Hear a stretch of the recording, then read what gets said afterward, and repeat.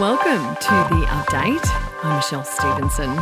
Well, Donald Trump is set to become the 47th president of the United States after clinching victory in two of the key swing states. At the end of the day, it came down to one, though, the Rust Belt, which is Pennsylvania, after he earlier flipped Georgia. While Kamala Harris didn't face the crowds when it wasn't looking so hopeful, her campaign co-chair addressing supporters, telling them to go home for the night. So you won't hear from the vice president tonight, but you will hear from her tomorrow. She will be back here tomorrow to address not only the HU family, not only to address her supporters, but to address the nation. While Republicans have also clinched the Senate and the House is yet to be decided. Emergency legislation to protect community safety will be introduced to Parliament tomorrow. That's after the High Court ruled electronic monitoring and curfews for immigration detainees was unconstitutional. The rules were introduced for more than 100 asylum seekers who were released from custody after a separate court decision last year.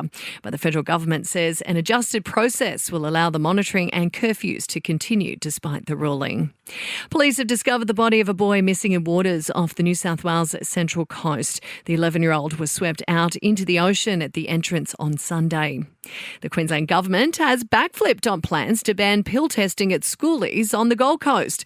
The LNP says given the contract for testing was already in place prior to their election, the only option is to leave it there. The Greens are calling for a ban on MPs seeking flight upgrades in the wake of Anthony Albanese's Qantas Perks saga. And Aussies experiencing issues with their aged care provider sought help from the Older Persons Advocacy Network more than 44,000 times in the past year.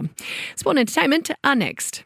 To sport, and former Test openers David Warner and Ed Cowan are calling out Cricket Australia's handling of a ball tampering scandal during a tour game against India A. Cowan says Cricket Australia can't choose when integrity matters.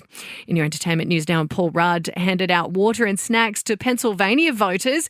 The actor made a surprise election day appearance, supporting those waiting for hours in line. Victoria Beckham has been joined on stage by her daughter Harper, the 13-year-old presenting her former Spice Girl mum with a Harper's Bazaar Award for innovation and dedication to the fashion industry. And it looks like Taylor Swift is getting thrifty when it comes to her outfits.